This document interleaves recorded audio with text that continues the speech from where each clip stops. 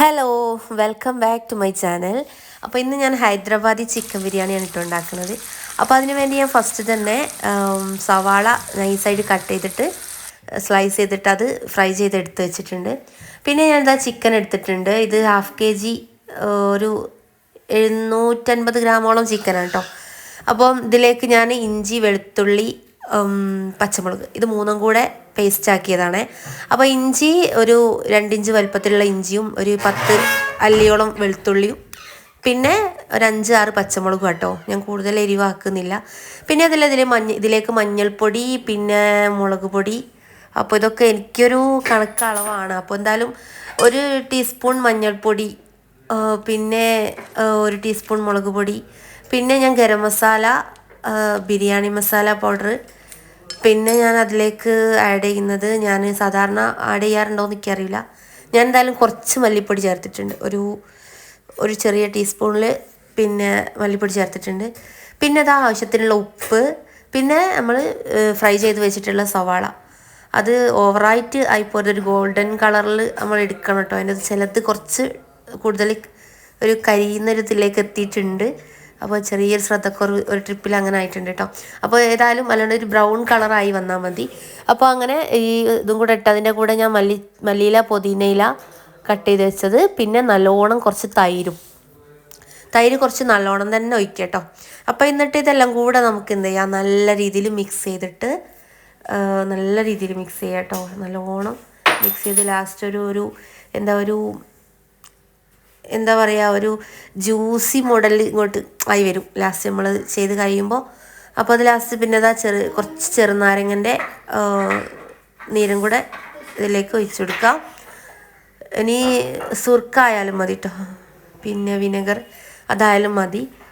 കുറച്ച് ഒരു 1/2 ടീസ്പൂണൊക്കെ അതും കൂടെ കൂട്ടി നല്ല രീതിയിൽ മിക്സ് ചെയ്തിട്ട് തൈര് കൊണ്ട് തന്നെ ഒരു പായസം മോഡലിൽ, ഒരു ടൈറ്റ് ഒരു മാവൊക്കെ മോഡലിൽ ആക്കിയതാണ്. ഞാൻ ഒരു പാത്രത്തിലിട്ട് അത് കവർ ചെയ്തിട്ട് ഞാൻ ഫ്രിഡ്ജിലോട്ട് വെക്കാം കേട്ടോ. അതവിടെ നല്ല രീതിയിൽ സെറ്റായി വരട്ടെ. അപ്പം അതൊരു മണിക്കൂറോളം ഫ്രിഡ്ജിൽ വെച്ചിട്ട് ഇനി ഞാനിതാ വെള്ളം വെച്ചിട്ടുണ്ട് കേട്ടോ. നമ്മൾ ചോറ് ഊറ്റുകയാണ് കേട്ടോ ചെയ്യുന്നത്. വേവ് നോക്കിയിട്ട് ഒരു 80% വേവാവേണ്ട സമയത്ത് നമ്മൾ ഊറ്റുക ചെയ്യുക. അപ്പോൾ ആവശ്യത്തിലധികം വെള്ളം ഒഴിക്കണം. വേവാനുള്ള വെള്ളമല്ല, അതിന് കൂടുതൽ വെള്ളം ഒഴിക്കണം. ഇനി അതിലേക്ക് അല്പം സൺഫ്ലവർ ഓയിൽ 1 സ്പൂണോളം, പിന്നെ ഞാൻ ഏലക്ക, പിന്നെ ഗ്രാമ്പൂ, കറുവപ്പട്ട പൊട്ടിച്ചത്, പിന്നെ അതിലേക്ക് പിന്നെ ഉപ്പ്, ആവശ്യത്തിനുള്ള ഉപ്പ് ഇടണം കേട്ടോ. ഉപ്പ് മുന്നിൽ നിൽക്കണം, എങ്കിൽ മാത്രമേ ചോറിന് പാകത്തിന് ഉപ്പാവുള്ളൂ. അപ്പോൾ ഇതെല്ലാം കൂടെ ഇട്ടിട്ട് പിന്നെ ഞാൻ അതിലേക്ക് ലാസ്റ്റ് ഒരല്പം നേരത്തെ പൊടിച്ച് വെച്ചിരുന്ന ഗരം മസാലൻ്റെ ഇതും കൂടെ ഞാൻ ജസ്റ്റ് ഒന്ന് അതിലേക്ക് ഇടുന്നുണ്ട് കേട്ടോ. അത് നിർബന്ധമൊന്നുള്ളതല്ല, ഞാൻ പിന്നെ വെറുതെ ഒന്ന് ജസ്റ്റ് ആഡ് ചെയ്തതാണ്. അപ്പം അതും കൂടെ എന്നിട്ട് നല്ല രീതിയിൽ ഒന്ന് കയ്യിൽ വെച്ചിട്ട് ഇളക്കി കൊടുക്കുക. ഉപ്പൊക്കെ നല്ല രീതിയിൽ മിക്സായി വന്നിട്ട് ഉപ്പുണ്ടോ എന്ന് നോക്കുക. ഉപ്പ് കുറവാണെങ്കിൽ കുറച്ചും കൂടെ ആഡ് ചെയ്യാം. അപ്പോൾ ഉപ്പ് മുന്നിട്ട് നിൽക്കണം ഉപ്പ്, എന്നാലേ ചോറിന് ഉപ്പ് ഉണ്ടാവുള്ളൂ. അപ്പോൾ ഞാൻ ഇതിൻ്റെ ഇടയിൽ ബസ്മതി റൈസ്, ചുവന്ന ബസ്മതി റൈസാണ് കേട്ടോ. അപ്പോൾ അത് വൈറ്റ് അല്ല അപ്പോൾ ഞാൻ അത് സോക്ക് ചെയ്ത് വെച്ചിട്ടുണ്ട്. ഒരു അരമണിക്കൂറിൽ കൂടുതൽ, കുറഞ്ഞത് അരമണിക്കൂറെങ്കിലും സോക്ക് ചെയ്ത് വെച്ചിട്ടുണ്ടായിരുന്നു. അപ്പോൾ ഞാനത് പിന്നെ ഇതിലേക്ക് ഇട്ടെടുത്തു. വെള്ളം തിളച്ച് വരുമ്പോൾ നമുക്ക് ആ അരി ഇതിലേക്ക് ഇട്ടെടുക്കാം. നേരത്തെ പൊതിർത്തി അതിന് ശേഷം ഊറ്റി വെച്ച അരി കേട്ടോ, അരമണിക്കൂറിൽ കൂടുതൽ. അപ്പോൾ അത് നമുക്ക് ഈ വെള്ളത്തിലേക്ക് ഇട്ടെടുക്കാം.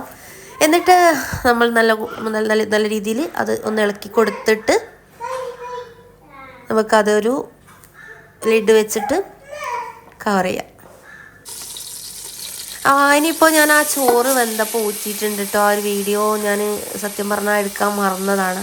അതിൻ്റെ വേവെന്ന് വെച്ചാൽ അത് പൊട്ടി ചോറ് വളഞ്ഞ് വരണ്ട. നല്ല രീതിയിൽ വേവുമ്പം ചോറൊന്ന് വളഞ്ഞ് വരും. മറ്റേത് വളയുന്നതിന് മുമ്പ് തന്നെ എടുക്കണം കേട്ടോ, ഊറ്റണം കേട്ടോ. ചെറിയധികം ഏകദേശം വെന്തെന്ന് തോന്നുമ്പോൾ ഒരു 1/4 വേവ് മതി. അപ്പോൾ ഞാനത് ഊറ്റി വെച്ചിട്ടുണ്ട്. ഇനി ഇതാ പാത്രം അടുപ്പിലേക്ക് വെച്ച് അല്പം എണ്ണ ഒഴിച്ചിട്ട്, ഞാൻ വെളിച്ചെണ്ണ കേട്ടോ ഉപയോഗിച്ചത്.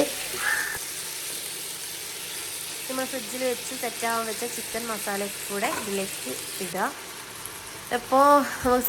ഇപ്പം ഫ്ലെയിം നമുക്ക് ഫുള്ള് തന്നെ ഇടാം.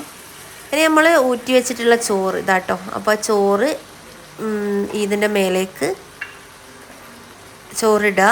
എന്നിട്ട് അപ്പോൾ ചോറിട്ടിട്ട് അതിൻ്റെ മേലെ നമുക്ക് വേണമെങ്കിൽ പകുതി ഇട്ടിട്ട് കുറച്ച് മല്ലിയിലയും എന്തെങ്കിലും ഫ്രൈ ചെയ്ത് വെച്ച സവാളയൊക്കെ ഉണ്ടെങ്കിൽ അതൊക്കെ ഇടാം. ഞാൻ എന്തായാലും ലാസ്റ്റാണ് എല്ലാം കൂടെ ഇടുന്നത്. അപ്പോൾ അത് ചോറ് ഫുള്ളായിട്ട് ഞാൻ ഇതിലേക്ക് ഇട്ടു.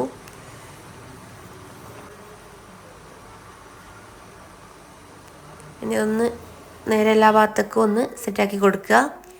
ഇനി നമുക്ക് ഇതിൻ്റെ മേലെ ചെയ്യേണ്ടത്, പിന്നെ ഞാൻ ആ ചിക്കൻ ഫ്രിഡ്ജിലേക്ക് വെച്ചിരുന്ന പാത്രത്തിൽ തന്നെ കുറച്ച് പാലും അതിലേക്ക് അല്പം മഞ്ഞൾപ്പൊടി ഇട്ടിട്ട്, അതിൽ ഓൾറെഡി അതിൻ്റെ മസാലേൻ്റെ ഇതൊക്കെ ഉണ്ടായിരുന്നല്ലോ, അപ്പോൾ അതെല്ലാം കൂടെ ഞാൻ ഇതിലേക്ക് ഒഴിച്ചു കൊടുക്കുക ഒരു കളറിന് വേണ്ടിയിട്ടോ ചോറിന്. പിന്നെ ഇത് കളറാണ് കേട്ടോ, റെഡ് ഫുഡ് കളറാണ്. അപ്പോൾ അതും ഒരു അല്പം, അത് ആരും ചേർക്കാൻ ഞാൻ പറയുന്നില്ല, പക്ഷേ നമുക്ക് ഒരു ഭംഗി ഉണ്ടാവും ചോറിന് കാണാൻ.